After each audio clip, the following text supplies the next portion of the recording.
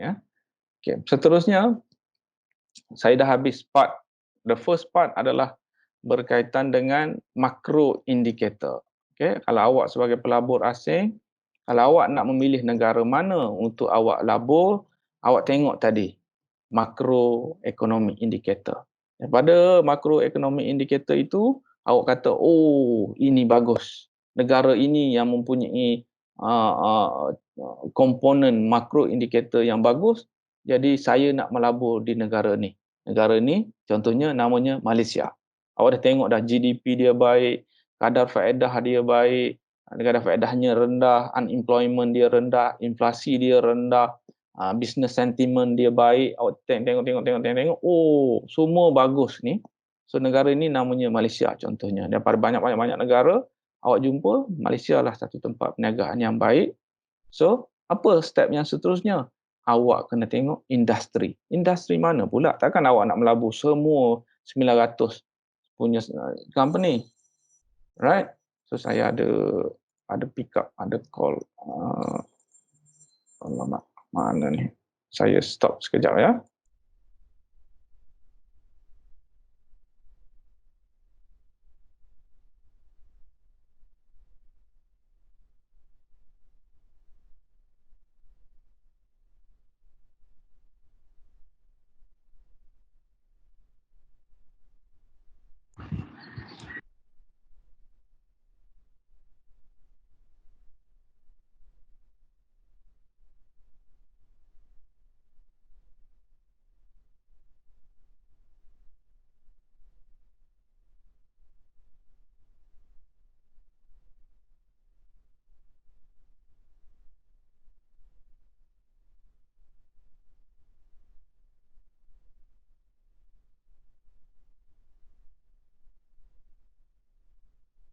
Tak ada ke? Nah, okay.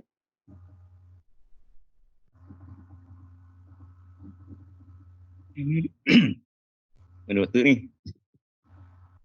Doktor senyap ah. Doktor tengah call. Doktor tengah call. Doktor tengah call. Dia hold dulu lah maknanya. Dia hold je. On call sekejap. Tefai dulu. Okey. Bang. Kita borak dulu. Sabar dulu. Bang.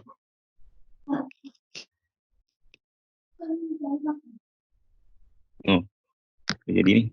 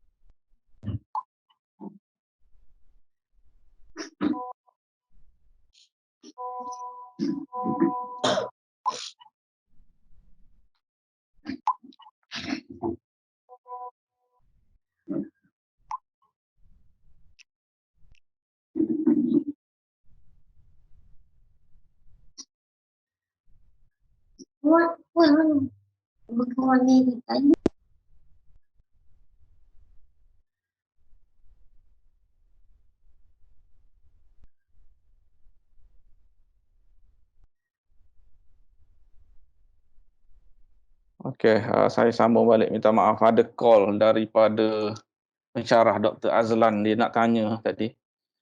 Ada berkenaan, dia pun tengah online juga ada. So that's why dia tanya saya.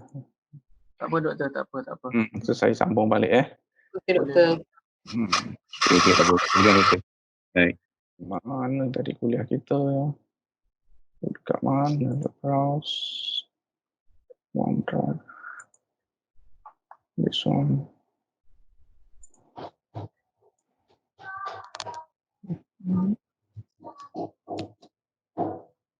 Right, saya sambung balik. Kita di mana tadi? Industri analisis doktor. Slide nombor berapa ni? Sekejap nak tekan. Mana dia? 12. 21 tak? Dia duk pusing-pusing pula ni. Sudah. Saya upload ni dekat sana ni. Okey, boleh. Okey.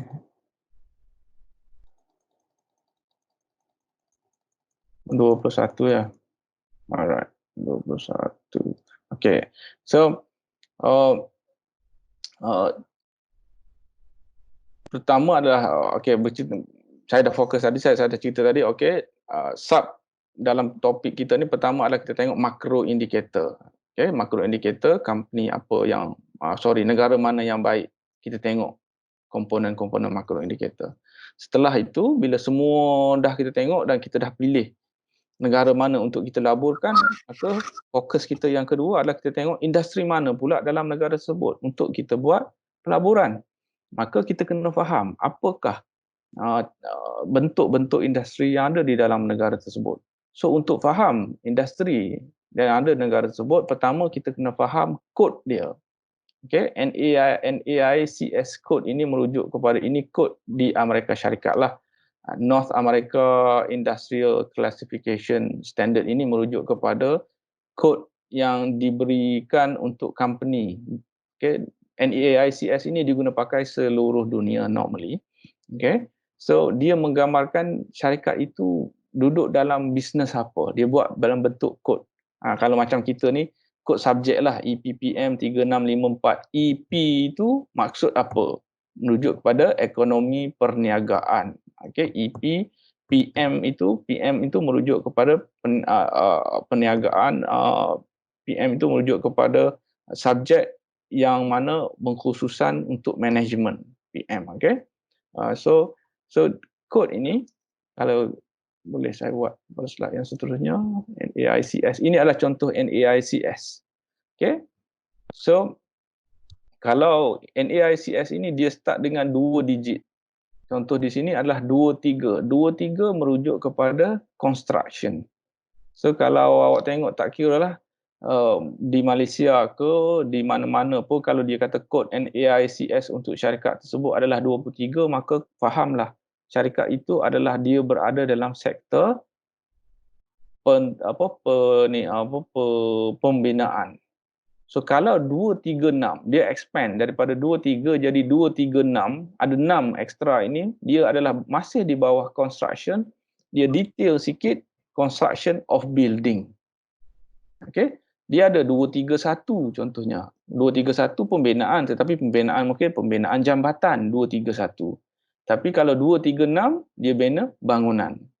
Kalau 236 pembinaan bangunan dan tambah lagi 1, 4 digit. Jadi pembinaan apa? Pembinaan bangunan resident. Okay, mana setiap kod ini dia boleh pergi kepada lagi detail sampai 6 digit.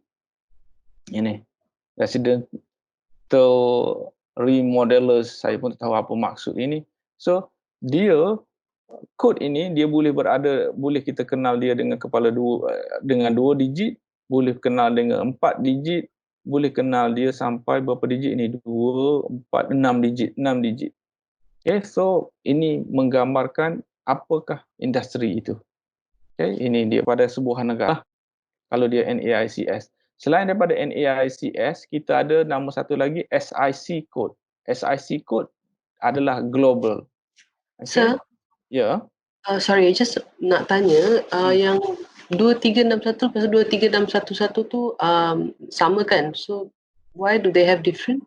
Oh, ini sample typo Tak. Saya rasa dia 2361 residential building, and then 23611 ini masih residential building. Saya rasa betul ini. Cuma bila dia nak tambah jadi 6, itu sebab saya kata kita ada 2, kita ada 4, biasanya kita pakai 6. 2, 4, 6.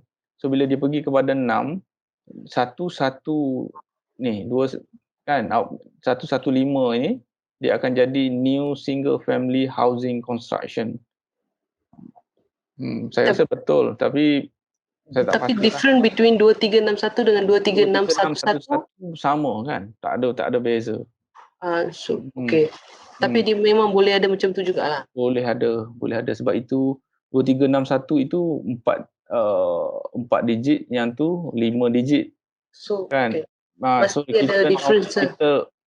kita normally pakai, kalau saya buat research saya tengok 2 digit dan 4 digit ataupun 6 digit. Kita tak pakai 5 digit normally. So Okay, Doktor. okay. So thanks Yeah, for thank the you. question. Saya rasa betul kot. Right. So ini adalah merujuk kepada kalau awak melabur dalam sektor-sektor yang berbeza, setiap sektor mempunyai kod yang berbeza, kod ini sektor, dan setiap sektor mempunyai kadar pulangan yang berbeza. Contohnya kalau melabur dalam aerospace, dia punya ROE dia paling tinggi. Ini. Kalau broadcasting, ini dia punya ROE, pulangan-pulangan dia. Berdasarkan sektor lah. Ini lagi tambahan benda yang sama lah. Dia merujuk kepada sektor, tapi ini dalam tahun yang berbeza. Ini untuk sektor software. Company yang dalam sektor software pula. So bila kita dah faham tentang industri tadi, dia punya kod. Seterusnya kita kena faham setiap industri tersebut dia mempunyai cyclical dia. Macam negara pun ada turun naik, yang mana turun naik dalam ekonomi negara itu sebenarnya diterjemahkan secara detailnya adalah turun naik industri, turun naik syarikat. So di sini ditunjukkan turun naik industri. Dia buat contohnya warna biru ini adalah grocery industry, warna hitam ini adalah jewellery. So kita tengok secara graf betulnya macam inilah. Tapi dia buat dalam bentuk yang senang faham adalah seperti berikutlah, sama. Maknanya setiap bisnes dia adalah merujuk kepada ataupun melihat kepada ekonomi negara. Kalau ekonomi negara baik, kemungkinan dia baik, tapi bergantung kepada dia tu sama ada dia cyclical, dia tu adalah counter cyclical ataupun dia adalah defensive industry kan tadi, sama ada dia lagging, leading, ataupun coincident industry. So tetapi semua dia akan berlaku turun naik seperti dia di sini. So seterusnya sektor ini dia ada rotation. Rotation ini boleh kita tengok dekat sini. Contoh kita buat ni adalah untuk expansion. Dalam ekonomi expansion, ekonomi berkembang, industri apakah yang baik?